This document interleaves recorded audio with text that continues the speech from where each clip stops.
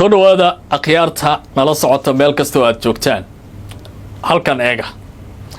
ninka waa madaxweynaha jamhuuriyadda Soomaaliya Dr. Xasan Sheekh Maxamuud waraysi ayuu waxa uu siiyay wargeyska la yiraahdo The Military Africa waxa uu ka waramay arrinta la xiriirta xarunta gantaalaha hawada sare loo diray ee Turkiga ee Soomaaliya uu ka dhisayo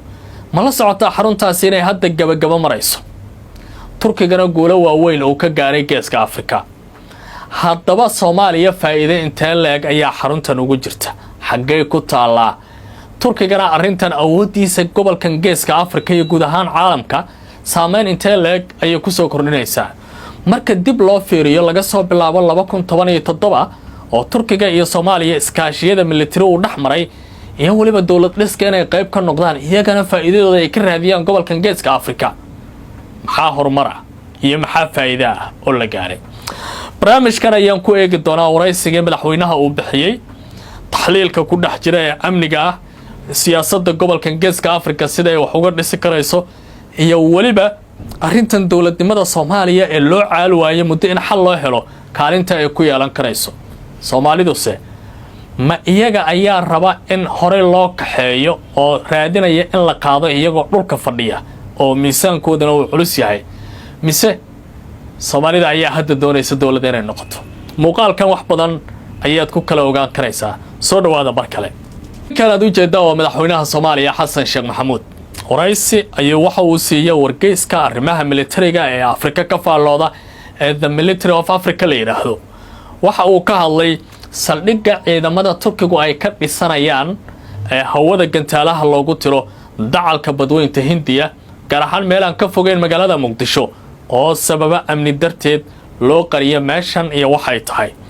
haddaba waraysiga madaxweynuhu waxa uu ku leeyahay saldhiggu waxa uu marayaa meel gabagaba ah aniga iyo saaxiibkay Rajab Tayyip Erdogan waxaynu iska kaashanay sidii labada dal ay u noqon lahaayeen kuwa hormara oo meel fiican gaara isla markaana dadaalo fara badan gala sida aad la socoteen ninkan Erdogan la yiraahdo waxa uu dalkiisa u raadinayaa inuu ka mid noqdo dalalka quwadaha leh ee adduunka oo meelaha sarsare gaara sida darteed waxa uu raadinayaa space ballaaran inuu ka helo hawada sare dadaalo fara badan ayuu bixinayaa technology fara badan ayuu adeegsanayaa waxana dalkiisa uu sheegay tallaabadaas in hore loo qaadi doono Soomaaliya waxa ay noqotay bar gaara oo geeska Afrika ku taala oo ridida dayax gacmeedyada iyo gantaalada hawada sare aad ugu wanaagsan taasi waxay soo dhalisay in Soomaaliya saldhig ay ka helaan hadalkan iyo waraysiga madaxweyne Xasan Sheekh wargeyska The Military of Africa uu siiyay waxay ku soo aadaysaa xilli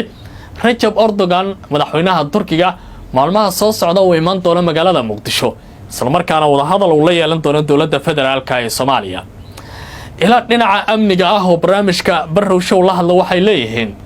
socdaalka geeska Afrika ee Erdogan tan ugu weyn ee sababtu ahba waxay tahay in uu saldhigan xariga ka jiro halkaas oo Turkiga uu ku oran doono caalamka hal loo gaado geeska Afrika cidaan aniga ahayn oo wax laga weydiin karo ma jiro maadaama Soomaaliya aan ku leeyahay saldhiga ugu weyn ee military ee meel ka baxsan dalkayga aan ku leeyahay oo ay Muqdisho ku taalo Turkism la yiraahdo haddana aan ku yeeshay saldhigii ugu weynaa ee gantaalada hawada sare aan ka tuurayo gobolka geeska Afrika aniga ayaa ah cidda saameynaysa ayuu leeyahay Erdogan haddaba saldhigan marka aad fiiriso sabab amni ayaa loo qariyay laakiin waxa la leeyahay meel u dhow dhul baraha isla markaana badweynta Hindiya saaran xadadka qubrada ay leeyihiin waa inta u dhaxaysa Muqdisho iyo sidoo kale Cadale taas oo maalmihii la soo dhaafay xitaa safiirka Turkiga ee Muqdisho jooga uu socdaal halkaas ku tagay haddaba saldhigan Soomaaliya muxuu muhiimad u siin doonaa qubrada arrimaha amniga ka faaloota waxay leeyihiin saldhigan laba waxyaabood oo muhiim ah ayuu Soomaaliya muhiimad ugu sii yeeli doonaa waa koow horta Turkiga inay ka shaqeeyaan halkan qarash badan ay galiyeen dhaqaale fara badan ay galiyeen si marka saldhigan u noqdo mid jira oo qalab waaweyn oo muhiim lagu aamini karo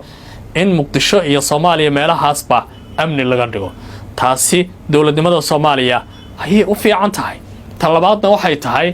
in amniga Soomaaliya ay muhiim u tahay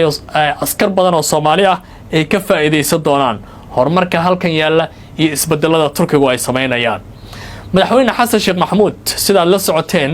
waraysiyo kala duwan oo hore u bixiya waxa uu yidhi waddankan waxaa iman doona mashaariic mega projects ah oo malaayiin dollar ku kici doona waxaa ka mid ah sahmintii shidaalka ee shirkadda Turkish Petroleum ee sahminta shidaalka hadda siinaysa iyo markabkooda Orog Race oo aad la socotaan saldhigan dayax-gacmeedka oo la sameynaya malaayiin dollar ayaa ku kici doona laakiin muhiimad kale ayaa halkan ku jirta oo muhiim ay tahay Soomaalida inay iska ogaadaan kow haddii gobolka intaan oo muhiima iyo horumar loo arkay inuu leeyahay haddana Soomaalidu maxay uga heshiin laayihiin siyaasadooda amuuraha gudaha maalmihii ugu dambeysay wargeysyada caalamka iyo warbaahinta Soomaalida waxaa kor saarnaa ciwaano la leeyahay Soomaaliya oo doorashadooda aan lagu muransan yahay jihada ay aadayso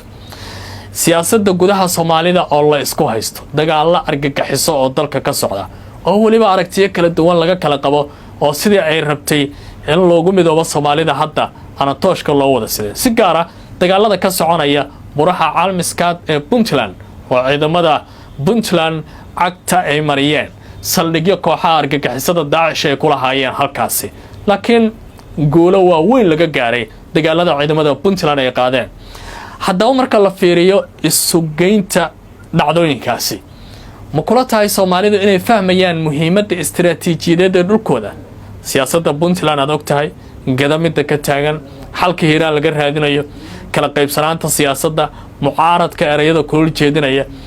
Soomaalidu sida u fakarayso iyo sida caalamku u fakaraya dhulkan muhiimadda istiraatiiji uu leeyahay qubaradu waxay leeyihiin waa kaafi kala dheeri